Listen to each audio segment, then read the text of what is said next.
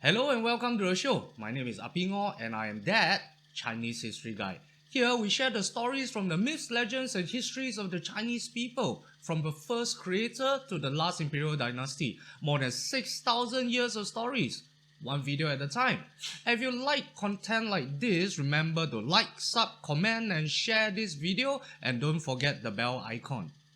Now, in this episode of the Shang Dynasty, we are going to talk about the almost miraculous recovery of the dynasty from the chaos of 9 kings, which was basically 116 years of devastation to the economy and society. And of course, we are going to talk about the person who single-handedly dragged the dying dynasty kicking and screaming back from the brink of death. Now, in gamer speak, we'll call this fella one of the most lead carries of any teams you can find out there.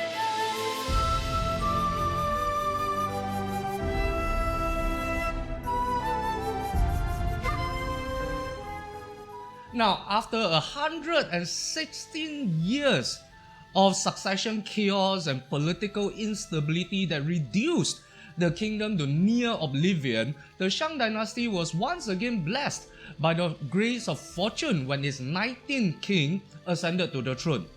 Now, before that, King Yangjia died from illness after 7 short years on the throne, reigning over what was arguably the darkest period of the Shang Dynasty. Now, the court was corrupt and ineffective. The ruling class and nobles, well, they lived in extravagance without due care for the sufferings of the people. Now, society was fractured between the various political factions fighting each other for control and power, and the border tribes and vassal states basically just ignored the central court and paid no heed to the ruling house whatsoever. Well, in short, it would not surprise anyone if the Shang Dynasty was to implode and destroy itself by this time. Now, however, the first peaceful succession and transfer of power in 116 years happened at this time when King Yangjia's younger brother Pan庚ascended to the throne as a young man. Now, the young man was in an extremely unenviable position of being possibly the king that will oversee the demise of his realm and the end of the Shang royal line. Now, no one at the time believed that any man would be able to reverse the fortunes of the kingdom, and most probably nobody cared at all. I mean, the ruling class and nobility were only concerned about enriching themselves as much as possible and enjoying whatever's left of the dynasty's wealth before, the whole thing just go up in flames. Now, while most other people would think that way, the young King Pan庚had totally different ideas. He was determined to revive the fate of the realm.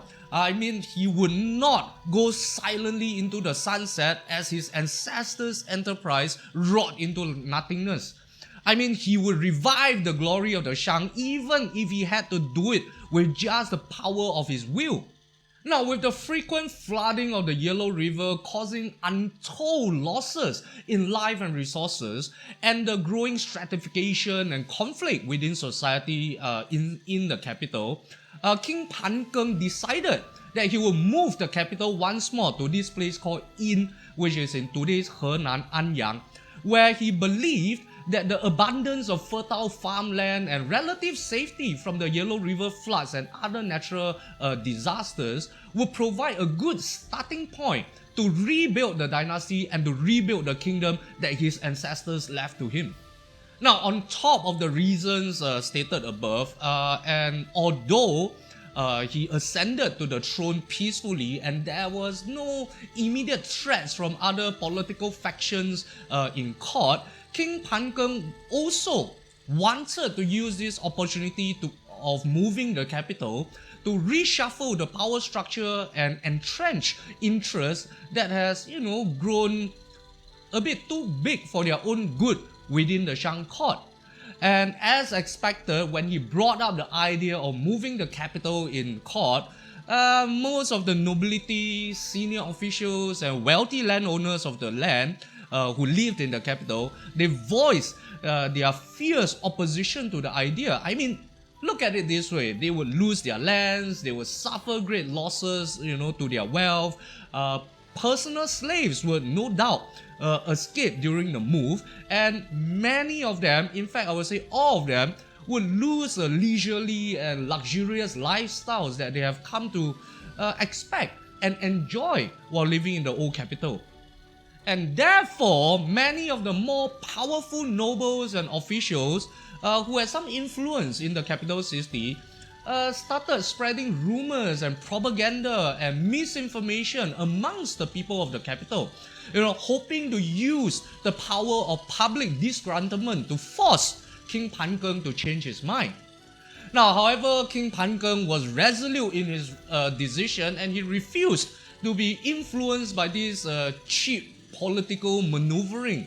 Instead, what he did was he summoned all the opposing parties to court and told them in no uncertain terms that the decision was final and they could either agree to move or they could stay behind and face whatever consequences that would be coming their way. And according to Shang Shu, the following is a simple transcription of the speech that King盘庚delivered to these scheming opposing voices. Now, my dear colleagues of the Shang court, the decision I made to move the capital is to stabilize the kingdom, to protect the people from more sufferings, and to give the people a better life in a land of abundance, sheltered from devastating natural disasters. Now, in the past, the old kings relied heavily on the courtiers and the officials to deliver his intentions and orders to the people. Now, they were highly respected as they did not twist the king's words, nor did they purposely misrepresent the intentions of the king. Now, you are spreading ridiculous ideas and false information amongst the people and to further your own personal agendas. Now, if I can see the problems we face clearly, and if I did not act swiftly to remedy them, it would be my fault. Now, if the farmers do not toil in the land, they cannot expect to see a good harvest at the end of the year. And if you cannot look beyond your own selfish benefits and act to prevent a disaster from approaching from over the horizon, you will suffer the consequences. Now, not only are you not relaying my intentions to the people as it is your duty as courtiers of the Shang court, you are instead relaying and spreading misinformation and rumors amongst the people and thereby causing panic amongst the populace. The rumors you have spread, the misinformation that you have propagated will not just harm the people. You will soon have no time to regret when you have to suffer the consequences. Now look, even the commoners in the streets are concerned about telling the truth. How much more cautious must you be, knowing that I hold the fate of your long or short lives in my hands? Know that rumors and misinformations are like sparks on a dry prairie. Once struck, they quickly grow into uncontrollable fires.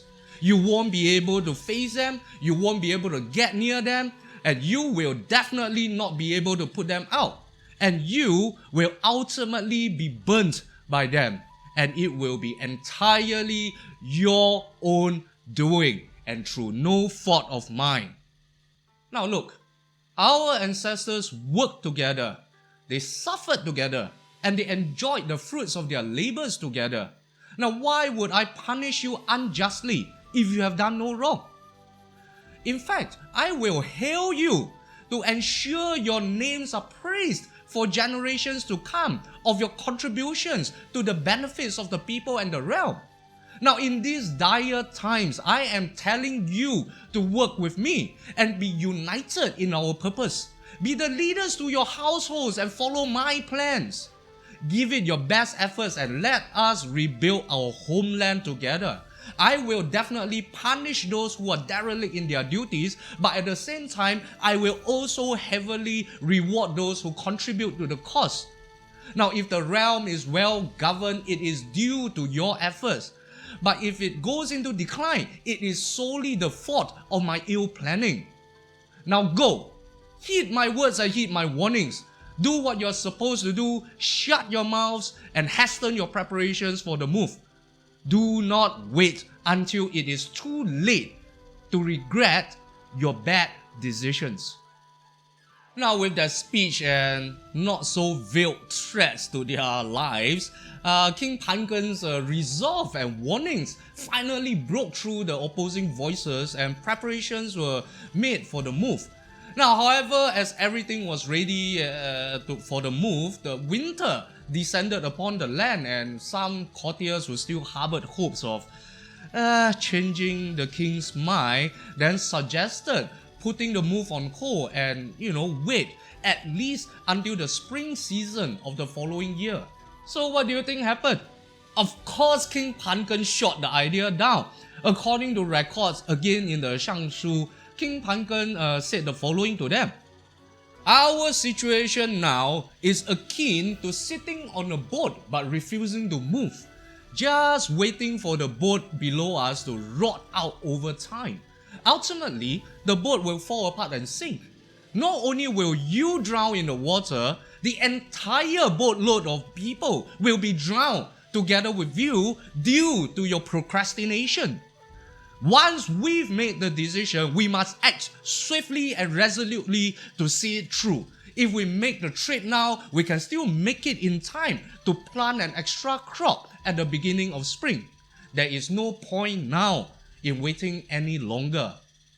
And after that, the order was given to move out and the long, arduous migration through the cold winter began.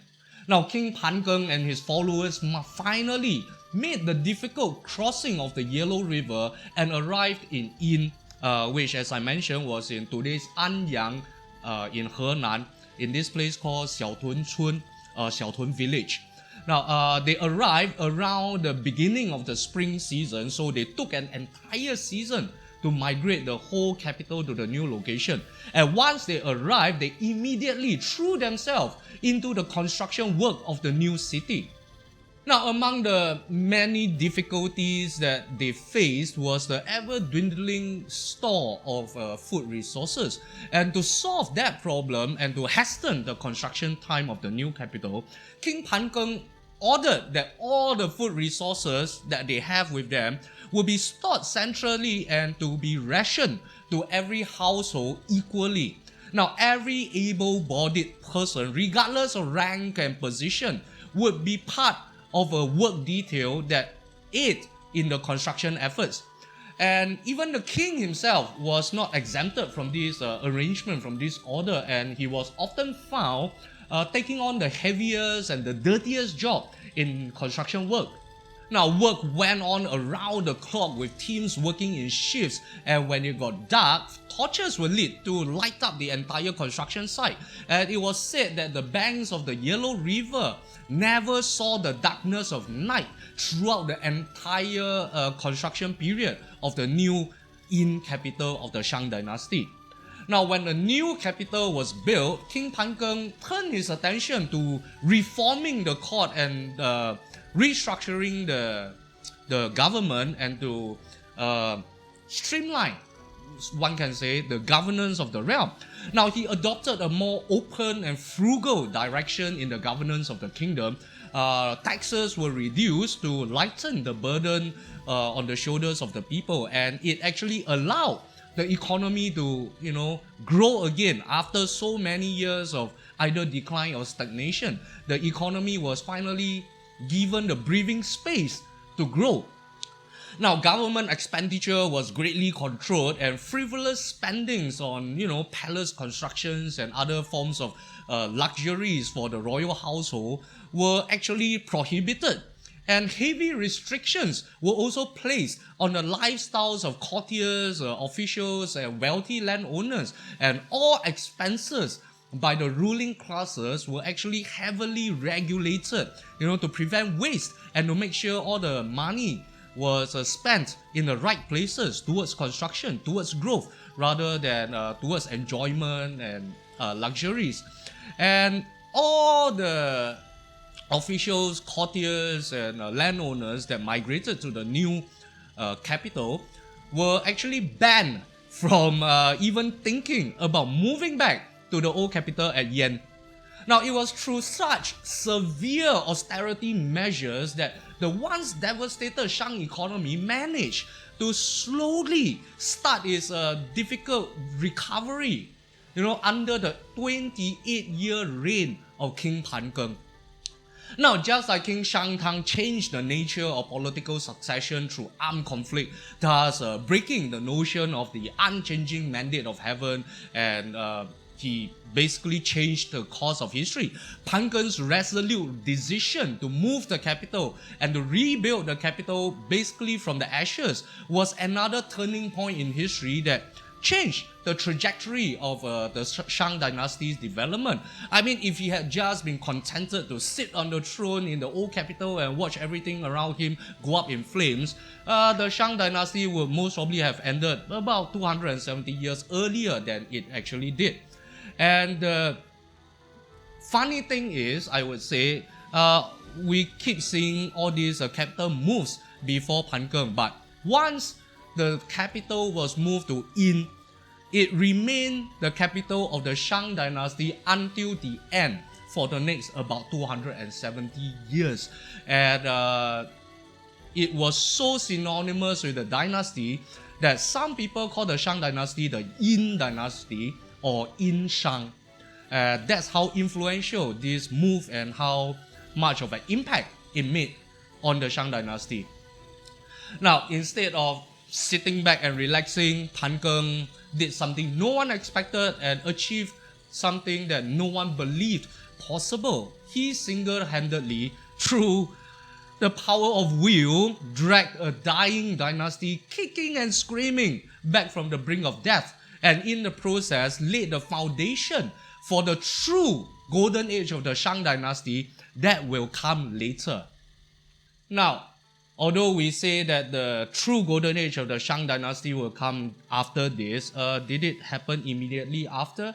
Did盘庚's efforts sustain itself through the ages?